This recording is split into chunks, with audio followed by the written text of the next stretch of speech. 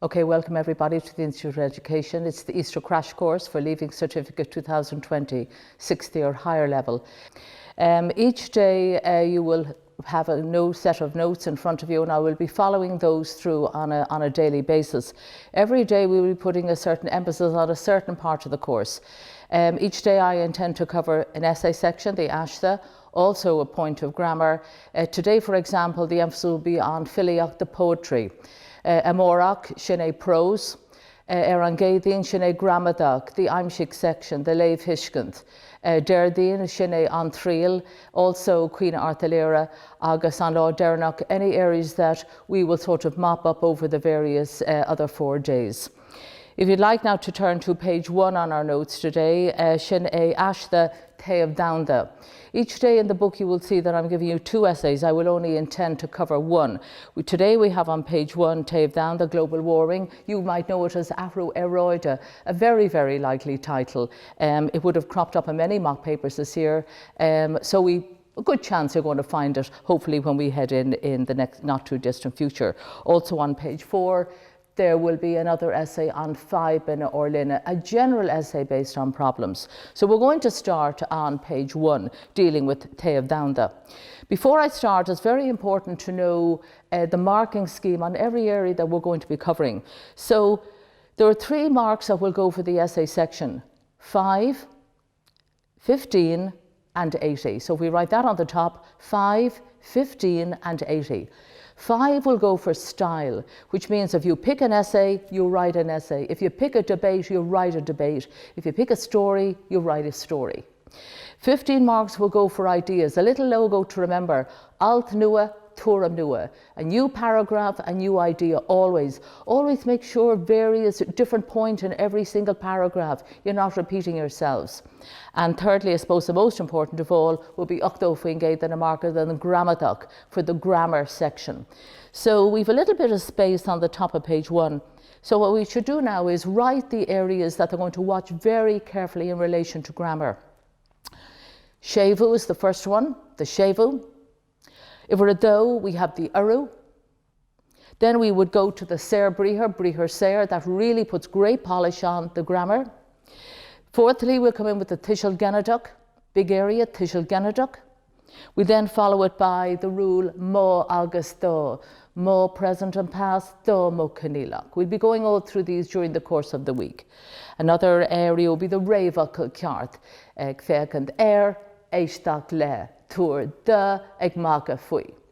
Before we start on the essay, many students have asked me over the various years, how long should the essay be? You're actually told on the exam paper between 500 and 600 words. So you will know your writing, how big or how small the writing is, by and large, about 2 3/4 to 3 pages in length. If it's around 2, when the examiner opens the course, immediately she'd say, this won't be a H1, won't be a H2. What we're aiming for during the course of the week, everybody, is the H1 and the H2, the high marks to get the good points. You will have all the material at the end of this week in front of you to attain the H1, and then you have a few weeks left to polish it up and to learn it. So we're now going to start on page 1, Taev Downda. If you look at the very first 3 lines on this, it is a generic opening that you can use in any essay based on a problem. So put a box around the first 3 lines. And that can be used in any single essay, obviously, as I said, if it has a problem. Níl over níos mó, no níos conspódi, or indeed more controversial, email an fabel fi láthar, no Taev Downda. So Taev Downda are the only 2 words that would change. Dar noe. Is come a cain irish no nuach don a later one reads. There's my Ser Briher. Bian althana articles aun bunahe lehaid. Lorraine the vablianta in many years, to sanolaha experts, agus agriachti and organisations, or area currently are trying to convince us of an bagart more of winning lesh. Ag, an bagart a. So, alt a hain, turum nua. Precious fihe blino hin. She nia co aintu, an agreement was signed. Agus galach one promised, gajukak laidu a decrease would come, eran made CO2, a vio squeal a max in air. Ach near Clee did not adhere. Ach líon beag tíre leis. Líon beag tíre, tiny number of countries. Tushnar cred si down. Agus an sin bhí cuistí éagsúla eile. Agus darló Irene an down níos Joe hotter. Agus níos, can I just stop for a second? I've just lost the line. So we're looking at paragraph 1. Tuaram nua alta hain. Precious fihe blino hin. Shinia co eintu agus gala gajoka glaidu a decrease would come a made CO2 of your squeal max in air. Ach near Clee, ach lean biog tira, a tiny number of countries adhere to it. Tash nar cred she the own. Agus an sin vi cuishti eigsúla ella cuishti committees. There were other various committees. Agus darlo Irene an down níos teo, gach mílís every millennium. Agus nach will rud there be own, ach fenomena heroida a phenomenon of climate. Pay rud, that's a lovely phrase. Pay rud whatever, pay dinner whoever, pay skull whatever school. Pay rud that to eg tarlu ofuk, however, to she tucka fujara eg lean more dina. Go will on teo, the temperature is eg may do increasing. Blian inia bliana. San Oster, Austria, agus San Elveish, she shins na tirha a vrahan schnachta, do Janskal Tarasorata for their tourism industry. Vi who schnachta bregag artificial snow a crahu. Imliana, onas gemeine dina in aun obelta dul exskiol. Ní acahas, there's your serbriher again. One never saw alahaid riv rivishin, the likes of this prior to that. Agus dovri shin, ni fedaling sul dalakasa shin ni smo, sul dalakasa turn a blind eye. Turam nua, remember always everyone, new paragraph has to be new idea.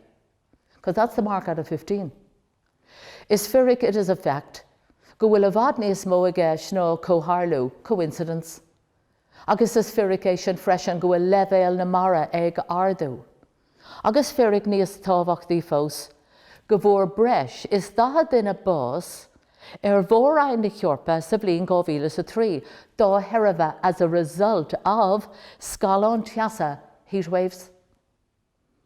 Ni a one chin, axna tir hashud, timpel a man mara. To ray, lovely word, ray era, the era of na sperha gurma kolula heart. Agus nelta bugga bona aun, soft white clouds there now, in a nonad in their place. Agus nias congari doin in Erin, shuk taloon imaha, ground frost as grand than quid a smo, agus nias mo bosh the aun. Imliana, vi blohana an arig fui de lure in full bloom. Imi fiaura, le basloga buds erna creen, riv me nanullak. Alahay the likes of which, knock me in la feshkend riv tus on Abron. Agus few, to aru tareis chacht orgwid fehedi insects, agus eish namara. Saval hui, now this paragraph here you're going to see is overlapping very closely to one of the picture sequences of this year, the global warming picture sequence. Saval hui, ton lakar egla melting galehul. Agus molanan alahaid if such continues, by telemara in onduin, riv derin hisha. Le scrissa u fosak dun denra for the population orgosi vein. Mo higamid on made shin, agus mo glakamid e mar quid or sale. Cadas fedaling a yenov, mar retog as a solution on vibe. Well, ton fragra on sheen plea. Erangedal sheas kahami garashir, we have to cut back garashir galore ruddy. Akahoiraha broshla carbonak, carbon fuel. Agus a chanskal togola building industry by erna togolaha tiha a hogol, a vai kaid huingade tas dienta insulated. Agus gahoiraha especially le heidak akar solaha recycled material. By who clee, lovely word clee, add here.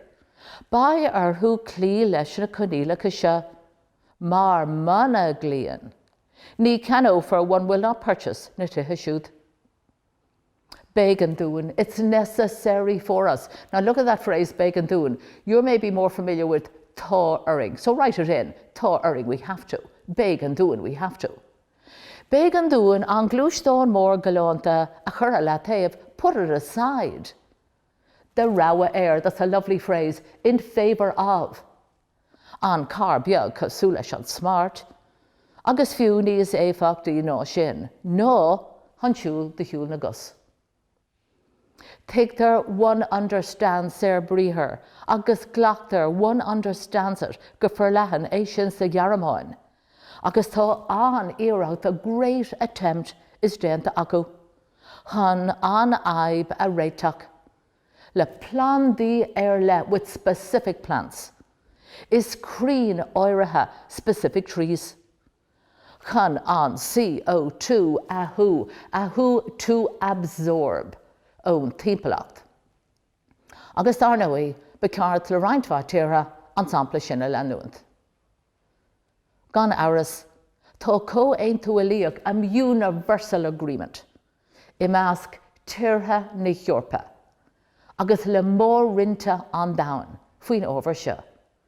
Ag, mana déimi den gleg, if we do not tackle, in other words, the literal translation, if we do not go into battle, if we don't tackle leis an vibe, but ceart an sin finálacha arda high fines a gara to impose rialtas na dtíortha siúd on the governments of those countries. Nach glíonn who don't adhere leis na tróracha. Agus faoi láthair is é an America an tír is ciantaí most guilty. Tusk gur beag iarracht atá déanta acu le déanaí. Le burrow with the growth, Gaeilgear na tíre. Agus an méadala and the amount of oil a úsáid an siad ann. Now you can remember at the beginning of this essay I said to you we had a generic opening on any essay that would be a problematic one, based on a problem. So now if we turn over to page 3, there you have it in capital letters. That is a generic end. So once you have come to roughly about 2 3/4 pages, 3 max, then if you have a difficulty in wrapping it up, a lot of people wrap up with the shanachal. I'm not that a great fan of shanachals. Learn this little one. I use it in any of the essays. Venga noun, I would have been able san ashtha. Han landuant aig le lahanig ada ella, fuin vibe. Achan a vehen orera, but to be honest, an will an go, is there any need? That's a lovely little an end. Just putting a close to it. Some people have trouble, how will I finish it? The hardest part of an essay and the end is how to start, how to finish. So now you have a generic opening and now you have a generic end. And they'd be well worthwhile learning it.